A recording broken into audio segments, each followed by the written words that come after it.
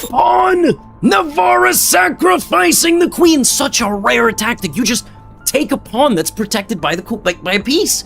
Your queen is going to be lost. But it's a very simple thing. If you go here, there's nothing for the bishop to attack. I check you, I win the queen, and this endgame is just totally lost. So queen takes b5 on the board. Knight to c2 is a really classy counterattack.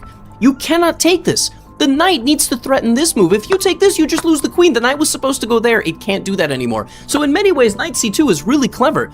David Navarra saw beyond queen b5 and now re-sacrifices the queen. How? Queen c6! I've never seen something like this before. The queen is re-sacrificed on the diagonal. Now comes queen e7.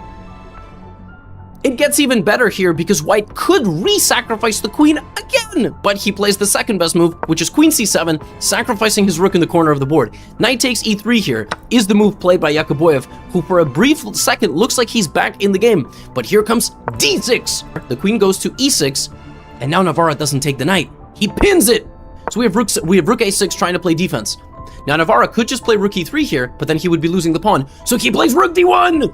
It's just every piece has been hanging. So queen g4 played. He just attacks the queen. He just makes a threatening move because he wants to take like this. Right? Makes sense. Also, the queen has to guard the bishop. So queen a4, very tricky.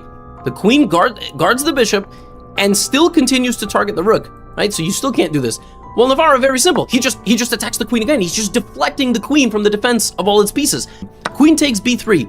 He's gonna take the bishop, but if he takes the bishop, black has this move. What do you do here? I'll tell you what you do. You sacrifice the queen again! Queen f7! He just takes the rook that's protecting the king! Unbelievable. And when the king takes, the pawn just goes. So after d7, Yakoboyev took the bishop. And so here, rather than promoting the queen, Navarra sacrificed the rook! Rook e7 check! So the king takes on e7. Now you make a queen with a check, and that is the critical difference. King to f7, the rook comes into d7, king g6, queen e8, king g5. And here, you don't even play f4 or h4. You play the quiet move, queen e4. And so black plays f5, rook g7 check, rook g6, pawn to h4, you get everybody involved. If the king goes to f6, you have queen e7 mate. If you go this way, it's made in a few more moves like queen f5. And Yakoboyev surrendered his king, played king f6, and got mated on the board.